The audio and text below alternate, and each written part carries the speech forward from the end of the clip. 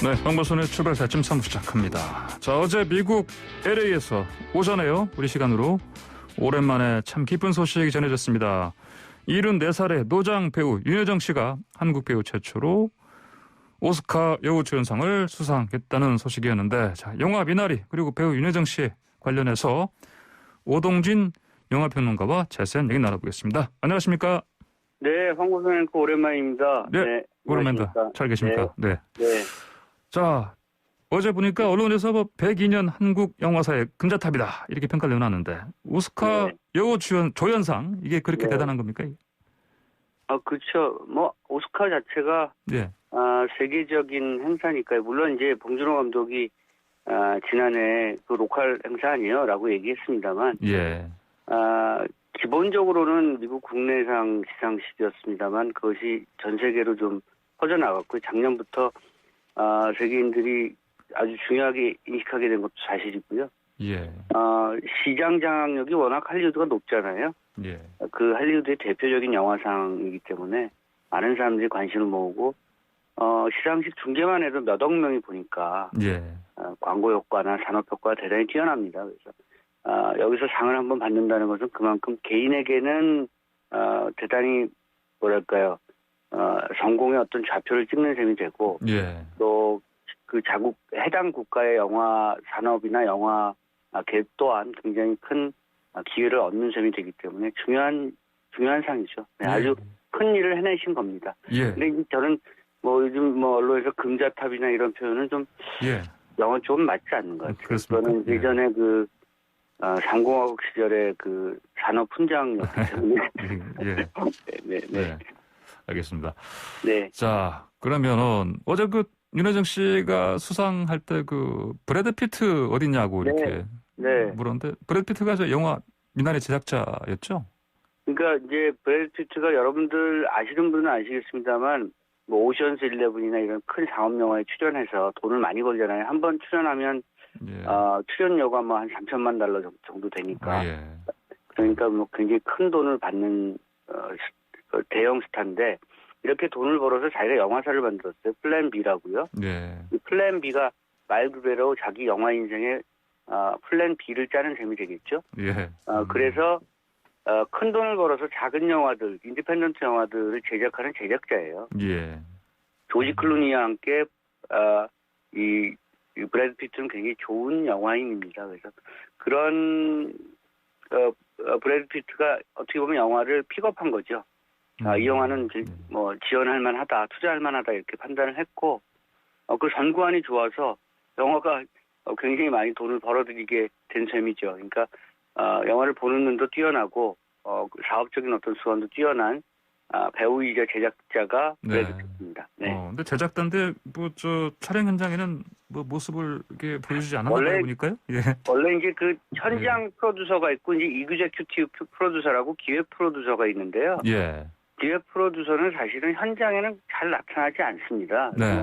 그게 우리나라도 그렇고 어느 나라도 그런데 다만 이제 초기에 배우들을 만나거나 또는 감독과 같이 만나거나 하는 자리는 있겠죠. 근데 아마 아시는 것처럼 워낙 바쁜 스타니까 내가 투자만 하고 이제 현장에는 한 번도 안 나갔겠죠. 아마 그거를 약간 빗대어서 잘 알고 계시지만 우리 윤여정 씨도 잘 알고 있지만 약간 빗대어서 농담처럼 야유를 한 셈이죠. 농담 반 진담 반 제가 보기엔 뼈대 있는 재밌다고 한 얘기예요. 사실. 그렇죠. 윤여정 씨 항상 상을 워낙 여러 번 받아서요. 받을 때마다 이제 이분의 입담, 재치 이게 사실은 또 많이 기사화 됐는데 오동진 평론가께서는 이번 수상 소감은 어떻게 보셨습니까? 윤여정 씨가 워낙 영어를 잘하시지만 영어를 잘할 만큼 한국말을 굉장히 잘하시는 분이고요. 한국말을 잘하신다는 것은 한국말 언변이 좋다는 얘기입니다. 그만큼 교양이 있는 분이라는 얘기죠. 생각이 많으시고 지혜로우시고 나이가 이제 75세시니까 삶의 경험이 많고 그 삶의 경험을 자기의 직업적인 측면에서든 아니면 개인적인 측면에서든 많이 녹여내는 분이에요. 그러니까 여기가 이제 촌철살인이 있는 분이에요. 그러니까 기본적으로 영어를 잘해서 영어 스피칭을 잘한 게 아니고요. 한국말 언변이 너무 좋기 때문에 스스럼 없이 내추럴하게 나온 겁니다. 예. 이번 그 수상 소감에서도 그 아들에 대한 얘기든, 그리고 또 뭐 기자회견에서도 최고로 살지 말고 최중으로 살자.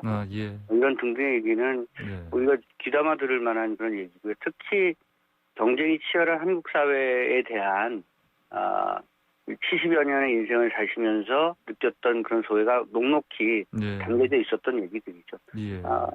아주 괜찮은 분이에요. 예. 네. 자, 영화 미나리 어떤 영화라고 좀 뭐 간단히 평가해 준다면.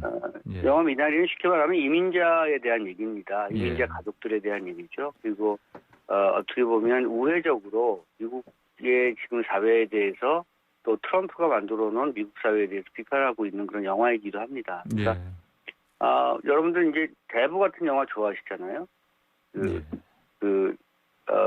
코폴라가 만든 대부라는 영화 좋아하실 텐데 예. 마론 블란도가 나왔었잖아요. 그것도 역시 사실은 마피아 영화고 또는 그 갱스터 영화지만 한편으로는 가족 영화거든요.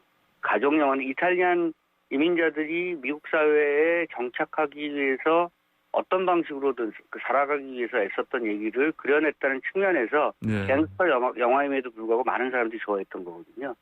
아일랜드 이민자들도 굉장히 많이 고생했기 때문에 갱스 오브 뉴욕 같은 영화도 마론 브란도가 만들었습니다만 그런 영화들도 주목을 받았었죠. 결국은 미국은 이민자의 나라라는 얘기예요.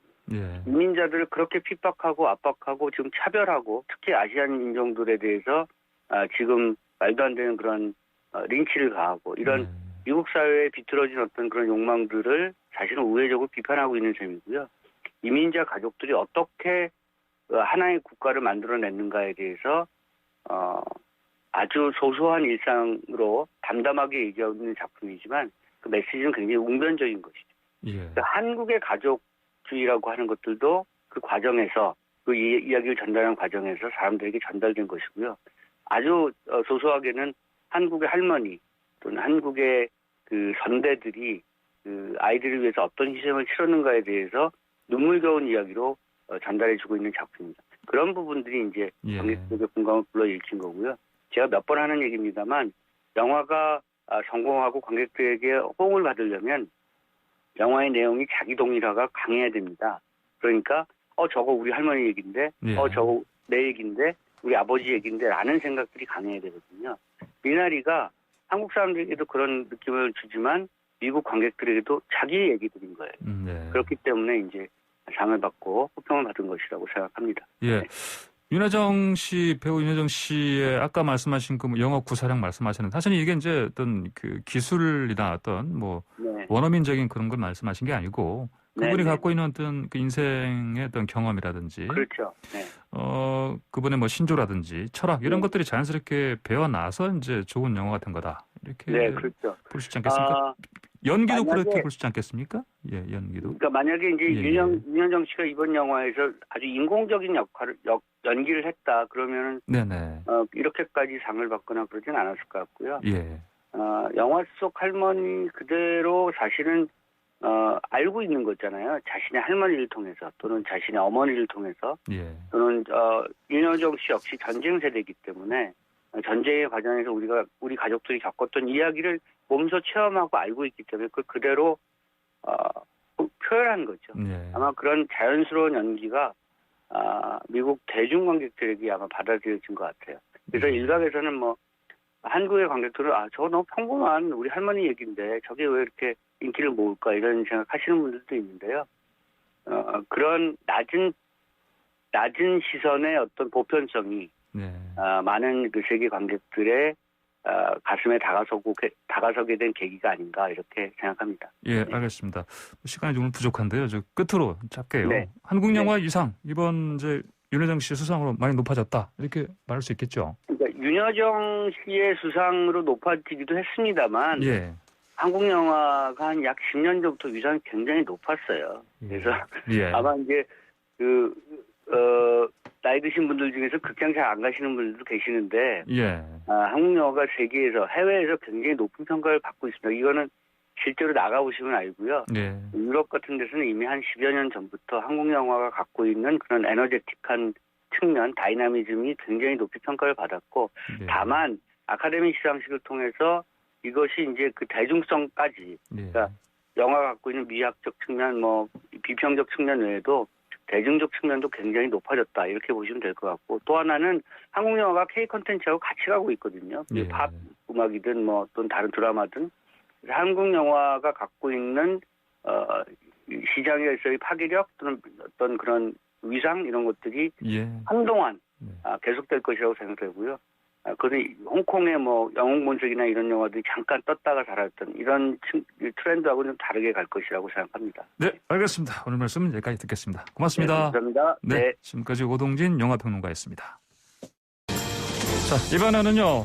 자, 정치의 맛을 제대로 느껴보기 위한 시간, 국수 시간입니다. 정치 맛집 국수대담, 김남국의 국, 박수영의 수. 자, 두 의원님 전화 연결돼 있습니다. 김남국 더불어민주당 의원 전화 연결됐습니다. 안녕하십니까? 네, 안녕하세요. 생생도시 살고 싶은 도시 안산 단오늘 김남국입니다. 예, 박수영 국민의힘 의원님 안녕하십니까? 예, 안녕하세요. 박수영입니다. 예, 방금 전에 배우 윤여정 씨의 그 오스카상 수상 소식 얘기했는데 두 분 그 소식 어떻게 들으셨습니까? 네, 예. 뭐 우리 국민적인 쾌거고요. 예, 축하를 크게 드립니다. 앞으로 예. 우리 한국 문화 콘텐츠가 세계를 장악해가고 있는데 이런 네. 일들이 기쁜 일이 계속되었으면 좋겠습니다. 예, 김남국 의원님 영화 보셨습니까? 아직 못 보셨죠? 네, 아직 영화는 못 봤는데요. 네. 그 영화 소개되는 여러 그 평론가님들의 영화에 대한 네. 이야기들을 잘 봤습니다. 네. 수상을 한 것이 마치 제가 수상한 것처럼 정말 자랑스럽고요. 예. 우리 문화 강국이라고 하는 그 이름에 걸맞게 더 많은 작품들이 세계적인 어떤 무대에서 제대로 좀 평가받는 날이 네. 더 빨리 왔으면 좋겠습니다. 예, 알겠습니다. 자, 백신 얘기 좀 하겠습니다. 그 정부가 백신 9,900만 명분 확보했다 얘기했습니다. 그리고 11월까지 집단 면역 이거 형성되도록 하겠다 했는데, 자, 여기에 대해서 사실 또 뭐 여야 반응이 다릅니다. 그 어떻습니까? 이제 김남국 의원께서 보시기에는 정부가 또 부스터샷용까지 확보한다 이런 얘기 했는데 이제 국민들이 좀 안심해도 되겠습니까? 네, 이제 9,900만 명분 이렇게 추가 공급 물량을 더 확보를 했는데요. 예. 네, 인구 대비로 1,900, 집단 면역을 원래 형성하기로 한 3,600만 명분을 기준으로 했을 때는 7.5배가 되는 물량을 확보를 했습니다. 네, 정부가 이렇게 추가적인 물량을 확보하겠다라고 하면서 실제로 이렇게 노력을 한 이유를 생각을 해보면요. 기존의 어떤 확보된 물량도 충분하게 집단 면역을 형성하는 데는 뭐 충분하지만 조기에 어떤 그 충분한 물량을 더 이제 공급해서 조기에 집단 면역을 달성하겠다라고 하는 이 목표 시점을 앞당기겠다라고 하는 정부의 계획과 목표가 있는 것으로 보이고요. 또 그리고 이제 18세 미만에 대해서 접종을 확대하겠다. 그리고 이제 뭐 신흥국이나 여러 나라들에서 좀 간간히 들려오는 소식인데 이 변이 바이러스가 또 발견되고 있다라는 그런 어떤 이야기가 나오고 있어서 예. 3차 접종까지 고려한 뭐 여러 가지 상황을 고려한 추가적인 어떤 선제적 대응 조치라고 생각이 됩니다. 그래서 정부의 이러한 역량을 긍정적으로 좀 평가를 하고 싶고요. 결국에는 백신 공급을 계획대로 추진을 하고 그다음에 또 공급도 중요하지만 또 국내에 또 들여와서 접종 계획에 따라서 목표대로 차질 없이 접종을 하는 것도 중요하기 때문에 이러한 것들이 다 중요한 상황이라고 생각이 됩니다. 예. 우선은 뭐 4월 말까지 300만 명 그리고 6월 말까지 1,200만 명. 그래서 1차적으로는 1차적으로는 9월까지 완료를 하겠다라고 지금 이야기를 하고 있고요. 11월까지 2차 접종까지 끝나겠다라고 노력을 하고 있기 때문에 정부가 이 계획에 맞춰서 집단 면역을 충분하게 형성할 수 있도록 했으면 좋겠다라는 생각입니다. 예. 아울러서 저도 이제 어제 저희 지역의 초지동과 고잔동 통장님들 만나면서 여러 주민들의 이야기를 좀 들었는데요. 많은 이야기 들어보니까 주민분들 백신에 대한 기대감이 상당히 큰 것으로 보이고 또 거기에 접종에 굉장히 또 노력을 하신 분들이 일선에 계시는 그 여러 공무원분들인 것 같습니다. 지난해에도 코로나 마스크와 관련된 부분 또 재난지원금 나눠줄 때 주민센터 공무원분들과 통장님 그리고 여러 시의 일선 공무원분들께서 정말 고생 많으셨는데요. 이번에도 백신과 관련되어서 일일이 그 어르신분들께 다 전화드리면서 접종 예약하시고 모시러 가고 이런 노력을 하고 계셔서 이 자리를 빌어서 모든 분들에게 또 다시 한번 감사의 인사를 좀 드리고 싶습니다. 알겠습니다. 자, 야당에서는 이제 이 정부 발표에도 뭐 구체적인 접종 시기가 언제냐, 두루뭉실하다, 계획이 없다 이런 이제 비판 목소리 나오던데요. 박수영 의원님, 당 내부 목소리 좀 어떻습니까? 저희 제가 보고 저희 당에서 보기로는 확보한 건 아주 잘 된 일이고요. 우리가 의료 시스템이 잘 돼 있기 때문에 백신만 확보되면 사실 접종하는데 그렇게 긴 시간이 필요하지 않은 아주 의료 시스템이 잘 돼 있는 나라입니다.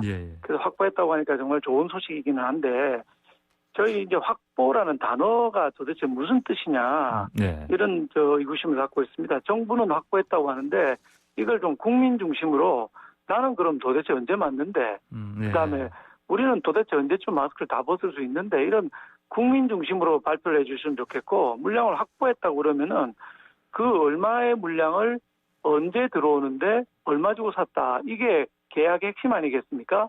대상물 언제 얼마에. 이건데 이 얘기를 하지 않고 확보했다는 얘기만 하니까 그렇게 신뢰가 가지 않는 것이 작년에도 12월 29일에 대통령께서 모더나 CEO 통화를 하셨거든요. 그리고 2천만 명분을 확보해서 올해 2분기부터 공급받기로 했다고 그랬는데 이게 이제 벌써 무산이 된 거가 밝혀졌지 않습니까?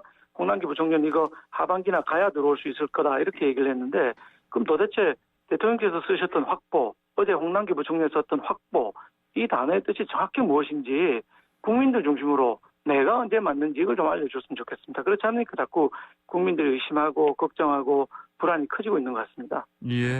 결국에는 이게 백신이 못 들어오는 여러 가지 이유가 있겠지만 가장 중요한 것은 이 백신 개발국의 자국 우선주의 이 부분이 가장 큰 것 같습니다. 이제 주요 5대 백신이라고 하는 게 아스트라제네카, 화이자, 모더나, 얀센, 노바백스 이거인데요. 이제 이 중에 아스트라제네카 빼고는 4개 백신 개발국이 미국입니다. 그런데 잘 아시겠지만 미국 같은 경우에는 자국 우선이다라고 이야기를 하면서 수출 제한이나 이런 것들을 걸고 있는 그런 상황이어서 공급과 관련되어서 우리 정부가 최선을 다해서 노력을 하고 있지만 좀 어려운 그런 점이 있습니다.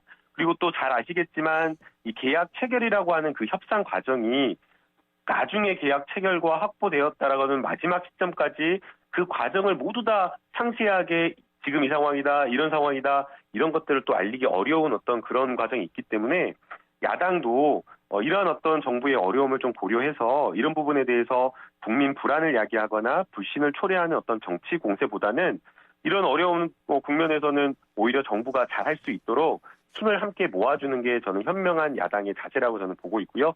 그런 측면에서 야당도 오히려 백신과 관련된 부분에 있어서는 협조와 협력을 해주실 거라고 기대하고 있습니다. 야당이 국민 불안을 야기하는 게 아니고 정부가 정확하게 밝히지 않아서 그렇습니다. 김남국 의원님 말씀하신 대로 어떤 과정을 거쳐서 어떻게 해서 이 물량을 확보했다라고 다 밝히라는 게 아닙니다. 확보했다고 하는 물량, 그게 언제 들어오는지를 정확하게 해주셔야 내가 언제쯤 맞겠다 국민들한테 알려줄 수가 있는 거거든요. 그리고 말씀하신 대로 이 물자가 미국 같은 거는 국방물자 생산법에 의해서 전략물자로 지정돼 있거든요. 그러면 이거는 정부가 수출을 통제하기 때문에 다른 나라에 지금 판매를 못하고 있는 이런 상황입니다. 그럼 결정적으로 미 연방정부하고 우리 정부하고의 관계, 즉 외교력이 굉장히 중요한 상황이거든요. 근데 미국이 분명히 얘기했습니다. 우방국, 쿼드에 가입한 일본, 호주, 인도 이런 나라들 우선으로 지원하겠다라고 얘기를 했거든요. 우리나라가 그동안에 문재인 정권 이후에 미국하고 계속 엇박자를 나왔지 않습니까? 한반도 운전자를 했고 쿼드 가입 안 했고 사드 배치 제대로 안 해줬고 한미연합훈련 안 되고 하는 등등 미국하고 계속 각을 세워왔기 때문에 전략물자 통제법으로 하고 있는 이 전략물자를 우리한테 주려면은 외교적인 해법부터 가져가지 않으면은 제대로 물량 확보하기가 어려울 거라고 보고 있습니다. 예. 그 백신 스와프 얘기 요즘 좀 들어간 것 같습니다. 보니까 잘 안 들립니다. 그러면 이거 그냥 물 건너갔나요? 어떻게 봐야 됩니까? 이거는? 야당에서 백신 스와프를 제안하셨는데요. 이 부분은 정부에서도 백신 스와프를 적극적으로 추진을 해서 실제로 미국에 실질적으로 제안을 한 것으로 알고 있습니다. 그러나 이제 미국의 바이든 대통령의 반응이나 이런 것들을 보면 21일 바이든 대통령이 백신을 타국에 줄 정도로 충분히 여유롭지 않다라고 하면서 사실상 거절하는 것이 아니냐라는 그런 평가를 하고 있는 것으로 보이고요. 그럼에도 불구하고 앞서 이제 박수영 의원님께서 말씀하신 대로 외교적인 모든 노력을 다 동원해서 백신이 제때 공급될 수 있도록 해야 된다라고 생각이 됩니다. 뭐 여러 가지 이제 한미와 관련된 그 외교적인 어떤 관계를 말씀을 해주셨지만 사실은 일본도 지금 우리나라보다 훨씬 더 접종률이 낮습니다. 일본은 뭐 한일 관계가 미일 관계가 상당히 좋은 걸로 알려져 있지만 그런 어떤 일본에게조차도 이런 백신과 관련되어서는 공급을 충분하게 해주고 있지 않은 것이 미국의 지금 현재 상황이기 때문에 이게 우리나라만의 어떤 특수한 상황이 아닌데 우리나라 외교력이 막 부족한 거 아니냐, 정부의 노력이 부족하다, 언제 공급되냐라고 하면서 자꾸만 이렇게 딴지거는 식의 그런 어떤 정치 공세는 불합리하다라고 생각이 들고요. 오히려 지금 야당도 여러 가지 어려운 상황이나 지금 공급을 수출 제한을 미국에서 하고 있다는 것을 잘 알고 있고 또 우리나라뿐만 아니라 EU 뭐 다른 여러 세계 모든 국가들이 비슷한 처지에 있다라는 것을 좀 고려해서 정부를 오히려 적극적으로 좀 도와주는 그런 야당의 자세를 취해줬으면 좋겠습니다. 예, 알겠습니다. 예, 정부를 도와주기 위해서 우리 당의 박진 의원께서 미국 통입니다. 박진 의원 외교관 출신이 박진 의원이 백신 수합을 제일 먼저 얘기했고요. 진작 서둘렀으면은 훨씬 더 효과가 있을 거라고 생각이 듭니다. 뭐 일본은 우리보다 백신 접종률 낮다고 그랬는데 이번에 스가 총리가 가서 충분한 물량의 파이자를 확보하지 않았습니까? 아니 저는 거기서 정말 그 답답한 게요. 일본에서 스가 총리가 확보한 것은 확보했다라고 인정을 해주고 우리나라 스가 총리는 우리 정부가 확보를 했다라고 한 거에 대해서는 인정을 안 해주는 것은 스가 총리는 6월부터 수입한다고 분명하게 날짜를 얘기했어요. 6월부터 저희 나라도 수입한다고. 우리는 확보했다는 9,900만 분 언제 들어온다고 분명하게 얘기한 게 있습니까? 지금 들어온 4.3% 이외에 언제 들어온다고 정확하게 얘기한 건 10%도 안 넘어요. 그러니까 국민들이 안심을 못하는 것이죠. 저는 우리나라 정부의 발표보다 일본 정부의 발표를 신뢰하는 국민의힘을 이해할 수가 없고요. 우리나라의 경우에도 화이자 백신 같은 경우에는 기한과 물량에 대한 약속을 한 번도 어긴 적이 없습니다. 그렇기 때문에 지금 정부에서 확보했다라는 그 발언을 일본에서 스가 총리가 발언한 확보와 똑같은 의미로 좀 해석해 줬으면 좋겠습니다. 아니 그러니까 스가 총리는 6월부터 들어온다고 분명히 밝혔다니까요. 우리도 좀 분명히 밝혀주면 안 됩니까? 그런데 맨날 계약 비밀이라서 밝힐 수 없다고 하니까 국민들이 더 불안해하는 거 아닙니까? 분명히 밝히세요. 그러면 불안하지 않죠. 어제 분명하게 홍남기 정부부총리가 날짜와 공급과 관련된 접종 시기를 발표했습니다. 2분기 접종 상황, 3분기 접종 상황, 4분기 접종 상황, 그리고 백신 수급 상황에 대해서 브리핑을 구체적으로 했는데도 불구하고 야당에서 그렇게 주장을 한다라고 하면 이거는 좀 너무 유감인 것 같습니다. 아니 이번에 확보했다는 화이자 백신 2천만 병 언제 들어온다고 얘기한 적이 없어요. 수입 날짜를 정확하게 얘기해야 될 거 아닙니까? 계약을 했으면은. 그리고 우리 백신 수합 이외에 우리 당이 주장하고 있는 거는 민간의 역량을 확보해서 필요한 백신을 좀 수급하자 이런 얘기를 하고 있습니다. 삼성이 20조 반도체 투자하기로 했는데 미국이 반도체 목말라 하고 있고요. 우리 LG 배터리가 세계적인 수준입니다. 전기차 배터리 수준이 세계적인데 그 공장을 또 증설해야 되는 문제가 있기 때문에 민간 기업들이 활동할 수 있도록 좀 풀어주고 우리 야당의 미국 통들이 활동할 수 있도록 풀어줘서 정부와 야당과 민간이 힘을 합쳐서 백신을 구하러 나가야 될 거라고 생각을 합니다. 근데 계속 정부만 나서서 하겠다고 하면서 정확한 일정이 나오지 않으니까 국민들이 불안해하는 거라고요. 자, 백신 얘기는 여기까지만 하겠습니다. 자, 다음으로 부동산 얘기 좀 해보시죠. 민주당 오늘 부동산 특위 첫 회의하지 않습니까? 김남국 의원님 오늘 좀 정리가 되겠습니까? 방안들 다양한 목소리 나오던데. 네, 이제 부동산 특위에서 여러 가지 이제 부동산 정책을 좀 논의를 할 것으로 보이는데요. 예. 세부적인 어떤 조정, 정책 이런 부분에 대한 제도 개선이 좀 있을 것으로 보입니다. 예. 그런데 이제 일각에서 이야기를 하는 것처럼 정책의 큰 방향이 다 바뀌는 것 아니냐라는 그런 것은 없을 것으로 보이고요. 예. 정부 정책과 큰 틀에서는 정책의 일관성은 지켜질 것으로 저는 생각이 됩니다. 중요한 것은 결국 지금 집값이 너무 많이 올라버렸기 때문에 무주택자에 대한 무주택자에 대한 어떤 주택 공급에 대한 방안 이런 부분이라고 저는 생각이 들고요. 그래서 여기에 대한 어떤 논의가 가장 집중적으로 좀 논의가 될 것으로 생각이 됩니다. 예, 알겠습니다. 박수 의원님께서는 앞으로 이제 부동산 정책이요, 종부세라든지 그 거래세라든지 이런 부분 좀 완화돼야 된다 이렇게 보십니까? 당연합니다. 지난번에 정부에서 큰 우를 범한 것이 작년 연말에 보유세와 거래세를 동시에 올리는 우를 범했거든요. 예. 둘 중에 하나는 낮추고 하나는 올려야 부동산 시장이 돌아가는데 둘 다 올린 데다가 공시지가를 19%나 올리는 바람에 더 타격이 이제 국민들한테 크게 간 거거든요. 일부 여당 의원들이 얘기했던 종부세 부과 기준을 9억에서 12억으로 올린다. 이런 정도로 해소될 수 있는 문제가 저는 아니라고 생각합니다. 예. 특히 중요한 것은 1가구 1주택에 대한 세제 혜택입니다. 1가구 1주택 사람이 부동산 가격 올리는데 1도 기여한 게 없는 사람들이고 오히려 피해만 본 분들이거든요. 근데 1가구 1주택도 보유하고 있으면 보유세를 많이 내야 되고 거래하게 되면 양도세를 또 많이 내야 되는 이런 형국으로 지금 가 있기 때문에 1가구 1주택을 보호해주는 정책으로 크게 선회가 돼야 되고 더 나아가서는 한 발 더 나아가서는 1가구 2주택에 대해서도 세제 혜택을 줘야 된다고 생각합니다. 왜냐하면 우리나라 총 5천만이 살고 있고 2천만 가구가 있는데 그중에 약 600만 가구는 개인이 내놓는 전월세 집에 살고 있는 겁니다. 예. 그래서 전월세를 내놓지 못하도록 1가구 2주택자를 압박하게 되면 이 600만 가구가 들어가 살 데가 없는 겁니다. 그게 지금 일어나고 있는 현상이거든요. 따라서 김남국 의원 말씀에 하면 여당은 부동산 정책 기조에 변화가 없다고 그러는데 크게 걱정되는 부분입니다. 1가구 1주택과 1가구 2주택을 보호하고 세금을 낮춰주는 방향으로 부동산 정책은 변경돼야 된다고 생각합니다. 네, 박수영 의원님께서 말씀하신 부분도 당연히 그 부동산 특위에서 논의가 될 것으로 보입니다. 그러나 이제 그보다 더 중요한 것은 논의의 핵심은 무주택자에 대한 배려라고 저는 생각이 됩니다. 지금 주택을 보유하고 있는 분들의 어떤 세금을 완화해 주는 것들도 좋겠지만 더 지금 어려운 것은 주택에 대해서 여러 가지 주거 불안을 겪고 있는 분들에 대한 대책이라고 저는 생각이 들고요. 그렇기 때문에 무주택자와 생애 첫 주택 구입자 그리고 또는 이제 당장 결혼하고 주택을 구입하려고 하시는 분들에 대한 대책의 초점이 맞춰지는 게 더 중요하다라고 저는 생각이 됩니다.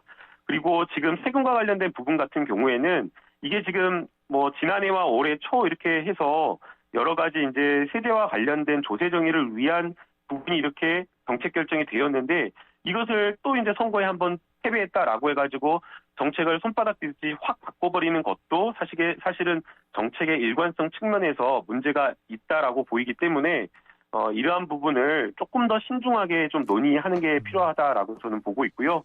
그래서 우선은 저희가 무주택자와 실수요자에 대한 여러 가지 주택 정책에 초점을 맞춰서 이런 부분에 대한 고민을 논의를 하는 게 더 중요하다고 보고 있고 그다음에 앞서 박수영 의원님이 말씀해 주신 여러 가지 세제와 관련된 부분은 조금 더 신중하게 그리고 장기적 관점에서 함께 여야 간에 논의할 필요가 있다고 저는 보고 있습니다. 예, 알겠습니다. 자, 다른 주제 한번 좀 얘기 나눠보시죠. 이재명 경기도지사가 재산 비례 벌금제 얘기했습니다.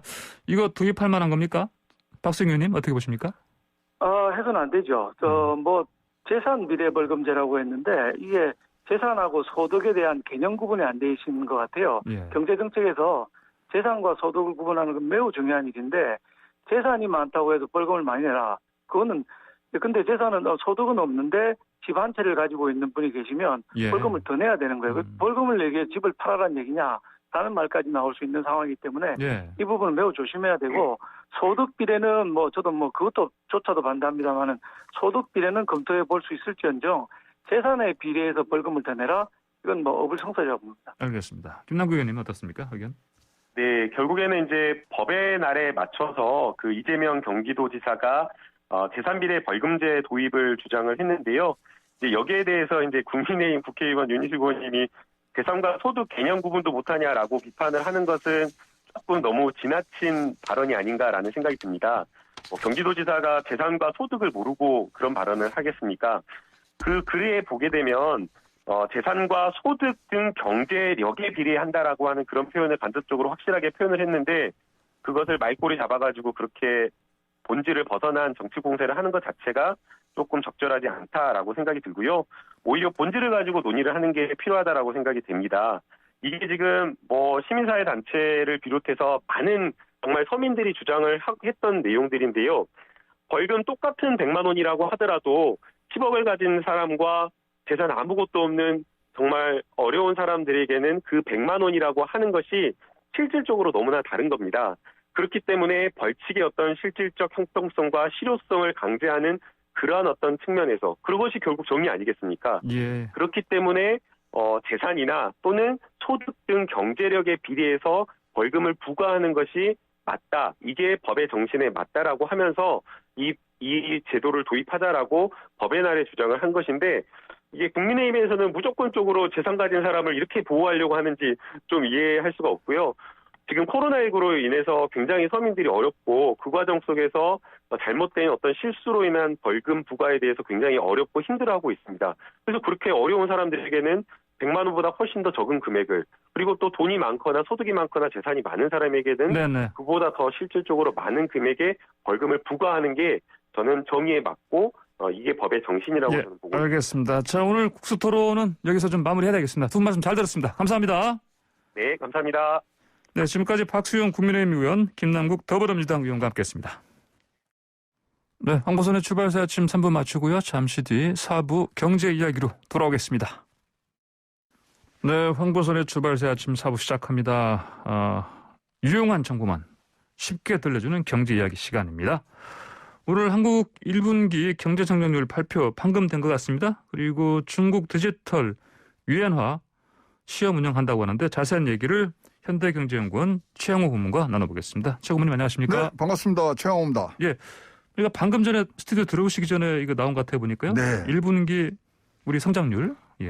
저 있잖아요. 이렇게 경제 성장률 숫자 보고 울컥한 적이 없는데요. 예. 1.6% 보니까 굉장히 울컥하더라고요. 그렇습니까? 예. 이게 원래는 저희가 한 1.3 하면은 코로나19 이전으로 돌아간다 그랬는데 예. 뭐 일각에서는 1.4에서 1.5 깜짝 성장한다는데 그거를 뛰어넘는 1.6을 하는 거를 봐서 예. 우리 국민들이 얼마나 고생하셨는가 울컥하더라니까요. 이게. 예. 근데 이게 지금 전문가들 이제 우리 사회에는 한 1%대 얘기를 했거든요. 1% 초반에. 예, 그렇습니까? 이렇게 되는 것은 이제 이유가 민간 소비가 많이 올라왔습니다. 예. 그리고 이제 정부에서도 추경을 통해서 지금 정부 소비도 한 1.7% 올라오고요. 예. 그다음에 이제 뭐 가장 이제 수출 회복세가 가장 뭐 영향을 많이 줬죠. 거의 2%대를 지금 수출이 끌고 왔기 때문에 예. 이렇게 해서 1분기 이렇게 기반을 다져놓으면 뭐 아침에 제가 기분 좋아서 좀 숫자를 과다하게 부를지 모르지만 우리나라 올해 4% 가능할 것 같은데요. 4%요? 네네. 오, 잘하면 3%대 얘기하는 건 들었습니다만. 네, 이러면 4% 갈 수 있습니다. 특히 그렇습니까? 이제 예, 우리가 3, 4분기에 회복세 계속 이어가면서 예. 하는데 결국은 이제 우리가 얼만큼 이 백신을 놓고 방역에 이제 좀 더 우리가 집중을 하느냐인데요. 지금 이제 저희들이 시뮬레이션을 보니까 10명당 1명을 더 우리가 백신을 맞추면요. 예. 지금 경제 성장률이 한 0.2% 올라갑니다. 그렇다면 우리가 예. 집단 감염, 면역이 가능한 11월 정도면은 네. 뭐 이거 거의 우리가 뭐 2%대에 가까운 네. 추가적인 그런 동력을 갖고 있기 때문에 그걸 보셔서 예, 굉장히 3%대는 그렇죠. 네. 뭐 4%까지 갈 거고 우리가 잠재 성장률이 지금 2.5, 2.4 얘기하는데 예. 진짜로 오래간만에 우리가 잠재 성장률을 넘어가는 그런 숫자들을 볼 수 있는 것 같고요. 예. 지금 뭐 중국은 뭐 1분기가 16.8% 나왔는데 거기는 뭐 기저효과 좀 빼고 그러면 거기도 잘했고 이제 미국이 내일 모레 나와요. 예. 근데 미국이 지금 5% 후반대 얘기를 하고 있거든요. 아, 그렇습니까? 예, 그럼 미국은 그러면 6% 갑니다. 예. 그러면 이제 전체적으로 이제 세계 경제가 이제 회복되는 분위기를 갖고 갈 수 있고요. 예. 이제 우리가 할 일들이 이제 뭐냐면 이게 2분기로 좀 이어져야 되거든요. 네, 네. 근데 2분기로 이어지기 위해서는 하여튼 필요 충분 조건이 지금 뭐 집단 면역을 갖추는 게 제일 중요하고요. 특히 이제 수출에 관해서 일단 수출이 끌어주는 힘이 가장 크기 때문에 네네. 수출을 조금 더 우리가 신경을 쓴다 그러면은 굉장히 뭐 우리가 보지 못했던 그런 숫자들을 우리가 올해 할 수 있지 않느냐. 예. 조심스럽게 좀 전망해 봅니다. 수출 말씀하신 거 보니까요. 이게 보니까 늘긴 늘었는데 증가폭은 좀 줄어들었다. 근데 그렇죠. 이제 그 구체적으로 보니까 자동차 그다음에 네. 이동전화기 이쪽으로 좀 많이 늘었네요 보니까요. 그렇죠. 뭐 반도체도 그렇고 지금 우리 소위 말하면 중후장대 우리나라의 아주 전통적인 산업인 거기서 많이 해줬고요. 사실 이제 수출도 한 1.9% 이상 늘었는데 사실 수입도 좀 늘었어요. 그래서 이제 뭐 순수출이라 그러는 건 수출 빼기 수입 그거는 좀 줄어들었는데 수입을 많이 한다는 것 자체도 우리가 원자재 이런 것들을 다 갖고 와서 이제 제조업이 제대로 돌아간다는 모습을 보일 수가 있어서 굉장히 이제 뭐 드디어 이제 시동을 걸었다 이렇게 좀 평가를 할 수 있고요. 그렇다면 이제 앞으로 우리 이제 재정의 이제 뭐 효과들을 좀 본 것 같거든요. 재정이 얼만큼 더 지금 4차 재난지원금 등이 이제 나가면서 얼만큼 이제 동력을 주느냐 이런 것들이 제일 중요하고요. 이제 뭐 이러면 또 마지막 질문이 항상 그겁니다. 그럼 증시는 어떻게 돼요? 그런데 2분기 말 정도면은 조정 구간은 한번 들어갈 것으로 보입니다. 이렇게 또 이 많은 성장을 보면 금리 문제가 나올 수밖에 없기 때문에 금리 문제 뭐 이런 것들을 해서 2분기 말쯤에 조정장 들어가는 부분 그리고 이제 이번 주에 바이든 대통령이 상하원 양원 회의에서 이번에 이제 또 이 증세안하고 그다음 추가 경기 부양책하고 얘기하면 또 미국 금리가 조금 흔들릴 수 있거든요. 그것만 잘 지나가면 상반기에는 굉장히 좋은 숫자. 그래서 전체적으로는 흐름은 상고하저를 보일 것 같습니다. 상고하저요? 네네. 그래서 상반기에는 좋고, 뭐 또 올랐다는 자체가 또, 뭐 퍼센테이지로만 나갈 때는 조금 짐이 되니까 하반기에는 조금 하더라도 원래 경제 성장률이 잘 나오려면 1분기가 굉장히 잘 나와야 돼요. 그 토대를 만들어주는 분들이 있어서 그래서 일단 좋은 숫자 아주 기분 좋은 숫자가 나왔습니다. 전체적으로 뭐 아까 잠깐 말씀하셨습니다만 코로나19 이전 상황으로 회복된다 이렇게 보면 되겠습니까? 그렇습니다. 그럼 GDP의 이제 총액으로 이제 보는 거고요. 근데 이제 코로나19를 지나오면서 사실은 좀 산업 간의 불균형화는 이루어졌습니다. 왜냐하면 이것을 이용해서 커진 분야가 있고 또 이걸로 해서 위축된 분야가 있는데 뭐 위축된 분야는 잘 아시지만 뭐 호텔이라든가 숙박업 그다음에 도소매업 뭐 이런 부분들은 했지만 또 IT 쪽으로는 굉장히 컸거든요. 그래서 이제 정부가 해야 될 일은 팬데믹 전체 숫자는 좋아졌지만 그 사이에는 불균형이 있기 때문에 조금 더 그런 부분에 대해서는 세심하게 이제 정책을 나아가야 될 그런 상황으로 보여집니다. 알겠습니다. 자, 다음으로 아까 그 서두에서 말씀드린 중국 디지털 위안화요. 네네. 이거 지금 이번 달부터 지금 뭐 시험 가동 중이다 이렇게 들었습니다. 지금 뭐 28개 지역에서 그러니까 상해, 하이난, 칭다오 이런 데서 정부가 발행한 디지털 화폐를 지금 쓰고 있어요. 그래서 뭐 심지어는 이렇게 얘기를 하죠. 디지털판 화폐 개혁이다. 근데 이제 중국이 바라는 거는 2020 내년에 북경에서 동계올림픽 하지 않습니까? 그때 디지털 위안화를 아예 아주 상용화하려고 노력으로 좀 가고 있습니다. 그렇다면은 뭐 원뜻 보면 굉장히 좋잖아요. 그러죠. 뭐 단위도 바꾸고 뭐 이제 이런 유통이라든가 관리 비용 굉장히 획기적으로 주는데 걱정이 하나 생겼어요. 이렇게 디지털 위안화를 쓰는 자체가 자기네들 돈을 세계 기축통화로 지금 만들고 국제화를 하려고 그러는데 국제화를 하려고 그러면 어딘가는 우리가 테스트를 한번 해봐야 되잖아요. 근데 중국의 5대 수출입 5대 강국 거기에 기축통화가 아닌 나라가 딱 하나밖에 없습니다. 한국입니다. 그래서 한국에 테스트베드를 하기 위해서 뭐 어떤 뭐 이런저런 이유로 여러 가지로 우리에게 짐을 지울 것이 아니냐. 그러니까 예를 들어서 위안화로 결제하세요. 이러면은 굉장히 골치 아파지는 거거든요. 그리고 뭐 지금 사실 중국이 전 세계에 석유를 가장 많이 수입을 하기 때문에 옛날엔 페트로 달러라 그랬지만 요새는 페트로 위안화에서 자기네 위안화 주고서 지금 결제하는 부분들이 있는데 뭐 이런 것들을 어떤 식으로 우리가 받아들여야 되는지 특히 미중 간의 어떤 패권 전쟁까지 생각을 한다면 조금 이제 해안이 필요하고 예. 지혜가 필요한 순간들로 가고 있는데요. 사실 근데 이 중앙정부가 발행하는 디지털 화폐 이건 전 세계 80% 이상의 중앙은행들이 지금 채용을 하려고 그러는데요. 그러다 보니까 이제 선두 경쟁이라든가 교두보 확보 이런 것들에 굉장히 지금 밀무태선 많은 일들이 가고요. 예. 이렇게 되면 곧 이어서 디지털 달러가 나오지 않겠습니까? 예. 그럼 디지털 달러가 나오는 부분까지 하면 미중 간의 무역 전쟁, 미중 간의 네. 드디어 화폐 전쟁으로 그걸로 넘어가는 초입에 있고 인접 국가이다 보니까 우리가 테스트 베드가 될까봐 좀 걱정되는 부분들이 많습니다. 예, 알겠습니다. 오늘 말씀 여기까지 듣겠습니다. 고맙습니다. 감사합니다. 네, 지금까지 최양호 현대경제연구원 고문이었습니다.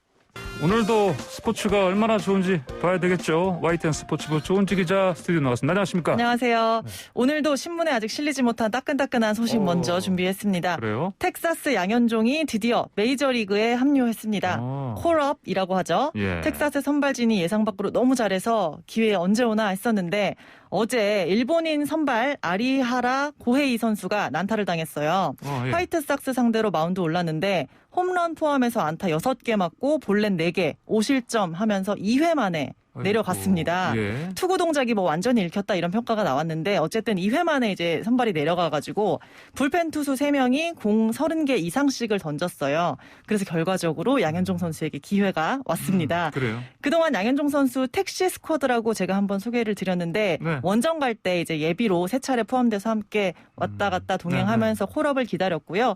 홈 경기 때는 훈련장에서 이제나 저제나 마음 졸였는데 드디어 기회가 왔습니다. 그렇군요. 자, 정말 귀한 기회인데. 네. 그럼 첫 득판부터 확실하게 도장 찍어야겠죠? 네. 당장 오늘부터 언제든지 데뷔할 수 있거든요. 그래요. 오늘 9시 5분 텍사스와 LA 에인절스 경기가 있습니다. 네. 양현종 선수는 등번호 36번 달고 불펜에서 대기를 하고요. 일단 텍사스의 우드워드 감독은 비시즌에 계속 잘 던졌고 모든 공을 양현종은 스트라이크로 던질 수 있어서 참 믿을만하다. 마운드에서 두려움이 없는데 빅리그 경험도 없는 선수가 참 대단하다. 이렇게 칭찬을 퍼붓긴 했습니다. 그래요. 만약에 양현종 선수가 데뷔를 하게 된다면 박찬호, 추신수 또 생소하지만 김정태 선수라고 서울에서 태어나서 미국으로 입양된 외야수가 있어요. 영어 이름은 래프 스나이더. 이 선수에 이어서 양현종이 4번째로 한국 태생 텍사스 선수가 될 수 있습니다. 기회를 잘 잡았으면 좋겠어요. 래프 스나이더. 네. 김정태 선수. 예. 프로농구도 좀 플레이오프 한창인데 네. 이게 맹활약하는 누군가를 교수님이라고 부른다면서요? 무슨 말이에요? 네, 설교수라고. 예, 설교수요? 네, KGC 인삼공사의 외국인 선수 썰린저. 썰린저 선수의 별명입니다. 썰린저라서 설교수. 예. 네, 농구 강의를 펼친다. 차원 높은 수준의 농구의 명강이다. 이런 느낌으로 설교수라는 별명을 지어줬는데요. 어제 현대모비스와 4강 플레이오프 3차전에서도 혼자 40점 15리바운드. 어이구. 네, 경기도 38분 56초 거의 풀타임을 뛰었어요. 그래서 인삼공사는 2016-17 시즌 이후 4년 만에 챔피언 결정전에 올랐고요. 설교수 사실 이력이 KBO에 올 선수가 아닙니다.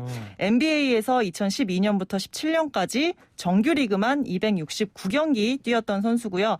보스턴 셀틱스, 토론토 랩터스에서 뛰었고 커리어는 좀 정말 넘사벽인데 이 선수가 중국 리그에서도 뛰었거든요. 근데 자기 관리가 좀 소홀한 편이라 살도 찌고 부상도 좀 달고 살았대요. 그래서 좀 반신반의했는데 어찌됐건 한국 와서 대박을 터뜨렸습니다. 그렇군요. 이 설교수가 6강에서 KT 또 4강에서 현대모비스를 모두 3대0으로 누르고 이제 6연승을 이끌었는데요. 이 파죽지세 설교수의 명강의가 어디까지 이어질지 농구 팬이라면 사실 눈호강할 기회니까 좀 보셨으면 좋겠어요. 알겠습니다. 지난주에 양궁 국가대표 선발전 다녀오셨죠? 네, 참 사실 제가 오늘 꼭 들려드리고 싶었는데 잠시만요. 이거를 좀 찾아보고 혹시 들리실까요? 이게 무슨 소리예요? 폭풍 오열하는 소리인데. 아니, 이게 무슨 소리예요? 양궁 국가대표 선수가 아이고. 이게 제가 있네요. 되게 멀리서 찍은 동영상인데요. 예. 여자부 4등한 유수정 선수가 선발전 다 끝나고 순위 발표하고 네. 오열하고 있는 겁니다. 예. 정말 숙연해지는 건데 이만큼 우리 양궁 갈 길이 좀 좁고 늘 말하는 게 뭐 올림픽 금메달보다 어려운 태극마크다. 국가대표 바늘구멍 뚫기다 이런 얘기인데 예. 사실 요 장면은 뭐 저희가 보도도 해드리고 싶고 오늘 좀 길게 그래요. 들려드리고 싶었는데 예. 조금 짧네요. 대성통곡 소리를 들었네요. 네, 근데 여자부 1등한 강채영 선수도 5년 전에 똑같이 이렇게 했다가 이번에 그래요? 1등 했거든요. 예. 눈물이 자양분이 됐으면 좋겠습니다. 그래요. 알겠습니다. 오늘 말씀 여기까지 듣겠습니다. 감사합니다. 고맙습니다. 네, 지금까지 YTN 스포츠부 조은재 기자였습니다. 네, 황보선의 출발 새 아침 4월 27일 순서 여기서 마칩니다. 감사합니다.